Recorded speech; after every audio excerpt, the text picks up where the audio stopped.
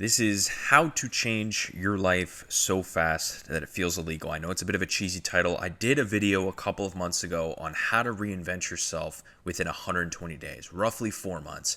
That did very, very well, and I want to do almost like an update to that video because I even sometimes need to be reminded of the points that I'm going to talk about here. And funnily enough, this came from a video I actually did recently, and it's going to be posting soon on the car channel. So if you're interested in the car channel, link will be below, but I wanted to make this here as well, as I just see a lot of people struggling with it, and it's difficult. It's not easy. So let's not waste any time. Let's get into the first point. Call it the alter ego effect, or stepping into a new identity. And I want to very quickly say, changing your identity, more or less like how you see yourself, if you will always create faster results than just changing your behaviors, right? If you see yourself as a healthy person, you naturally are going to make healthier choices. If you see yourself as a guy who's into business and money, you're probably going to find and stumble your way into a business that's going to make you money and long-term wealth, right? Like, provide actual steps for yourself on identity shifts, not just like practicing a whole bunch of stuff. And most people think change is about like fixing who they are. I just personally think that's backwards, right? Real change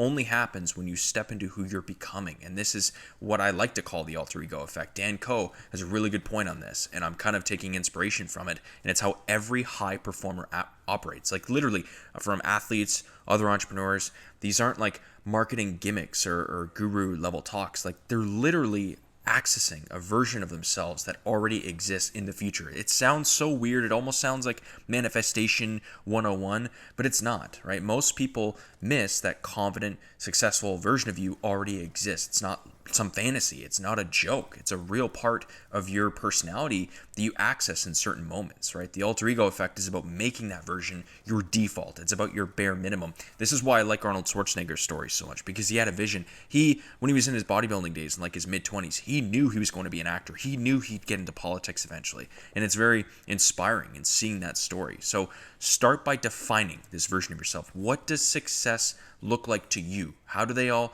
like, how do they walk? How do they talk? What do they wear? Like, literally take an out-of-body experience, if you will. I don't care how weird this sounds, right? Start embodying those traits, like, today. The second you click off this video, just do something, one foot in front of the other. Don't wait until you feel ready. Like, I love Kobe, the Black Mama didn't wait for confidence. He created it through action. Like, that is such a true quote, and it's what you need to do with your own life. So ask yourself then, point two, what do you actually want? It sounds very simple. It is, but most people do not answer it honestly. They'll tell you what they think they should want, or what sounds impressive, or what their parents want from them. That's a huge one, and that's something that maybe I'll do a video on in the future, because I really objected against that. But what do you, like capital Y-O-U, want? Right? The problem is we're trained to want the right things instead of our own opinions, our own things that we want in life. That's a huge problem, right? Someone wants to be an entrepreneur because it sounds cool, not because they actually want to solve problems and take risks and make a ton of money. Someone wants to be wealthy because society says it's cool,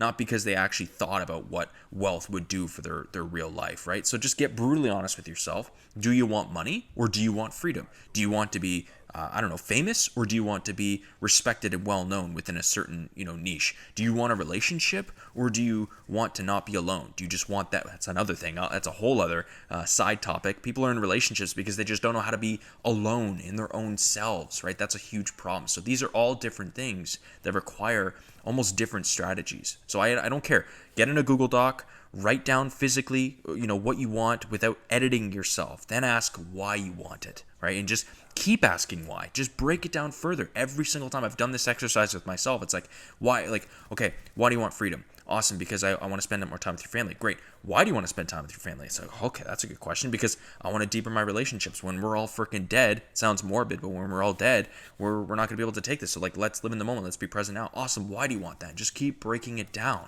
right?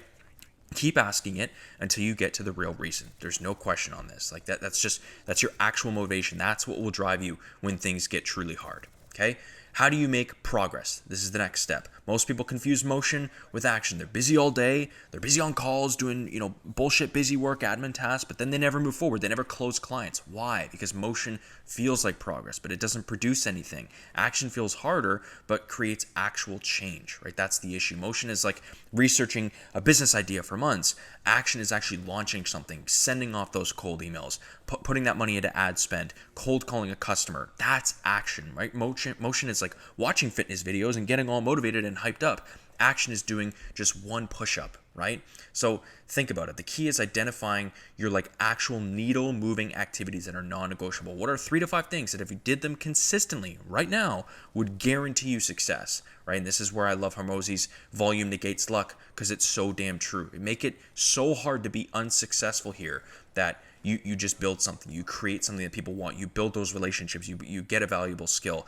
Everything else is a distraction. Okay, so progress isn't about doing more, it's about doing the right things consistently. I think we're on 4. Who must you become? Your current almost identity is created around your current results. If you want different results, you obviously need a new different identity. That's what we talked about earlier. This isn't about becoming someone else. It's about becoming who you need to be to achieve what you want, right? So this is an easy part for me, and what I recommended to a lot of other younger guys is start by studying people who have what you want, not their tactics, but their identity. How do they act as a man? How do they perceive and pace themselves? Not their tactics, like how do they think? What do they believe? What are their daily habits? What do they prioritize? What do they also ignore? What do they not do? That's also very important, right? Someone making 100 grand thinks way differently than someone making 100 grand a month, right? So I'm trying to give you these tools to have this. Someone in great shape has different beliefs about food and exercise than someone who's out of shape, right? You can't just copy their strategies. You have to like adopt their identity, almost get in their head. That's why I like YouTube so much. And if you want to be wealthy, you need to think that way. And I think everyone watching this video wants to get rich. They obviously want to change their life. So change your identity. Everything else follows from there. Once you're past this stage, you have these tools, you're seeing identity shifts, you know what you want to work on, it's probably business, stuff. You need to go to monk mode. How do you do that? How do you go through a very hyper-focused period of time? There's a difference between wanting something and deciding you're going to get it, right? This is what I had as a kid, and I'm very lucky that I did. From 16, I knew, gun to my head, that I would at some point be a millionaire. I don't care if that was when I was 20, 25, I hit it at 26, but I said even if I hit it by 35, I know for a fact it's going to happen soon, in the next decade or two, right? They'll work on it. That's when most people want things casually. They'll work on it when they feel like, or when it's convenient, or when they have time. Monk mode is like just different, dude. When you treat your goals like your survival depends on them, that's when things get crazy. Because in a way, they do. Your future self is literally counting on the decisions you make right now, today and tomorrow, right? So this means eliminating everything that doesn't serve your mission. And especially, this is as important as a man, right? It means saying no to random social events, or it means getting up early and staying up late. It means choosing, of course, like discomfort and just being honest with yourself, then, coddling and being okay with certain things. It's like, no, dude, it's not okay. It's not okay that you're broke at 25 years old and you're not in shape. Like, that's just, I'm going to call you out right now. That's not okay. Right? So obviously this isn't sustainable forever, but I had years where I did this for 6 to 12 months at a time, and it was the best thing. I made such huge strides because I sprinted and I went really hard for a little bit, and then I chilled. And that's how you have to work. The next thing on this is, dude, commit, right? This isn't like, it's about making commitments that force you to move forward. When you remove your escape routes, your backup plans, you literally have no choice but to succeed. Okay? So like real commitment means, if you have to, burning the bridges, which I did in 2022 with my old boss. It served me extremely well. You don't have to go to that extreme, but it means telling people about your goals, so backing down becomes embarrassing. Make yourself look like a fool. Make yourself look like an idiot if you don't do what you're going to do. It means investing money you can't afford to lose. It means, making the cost of quitting higher than the cost of continuing. That is something like, most people keep their escape routes because they're afraid of failure. They want that. What's your plan B? What's your backup plan?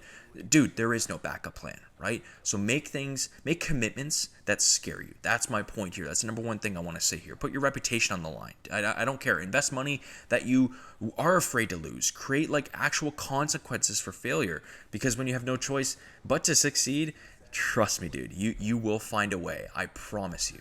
Okay?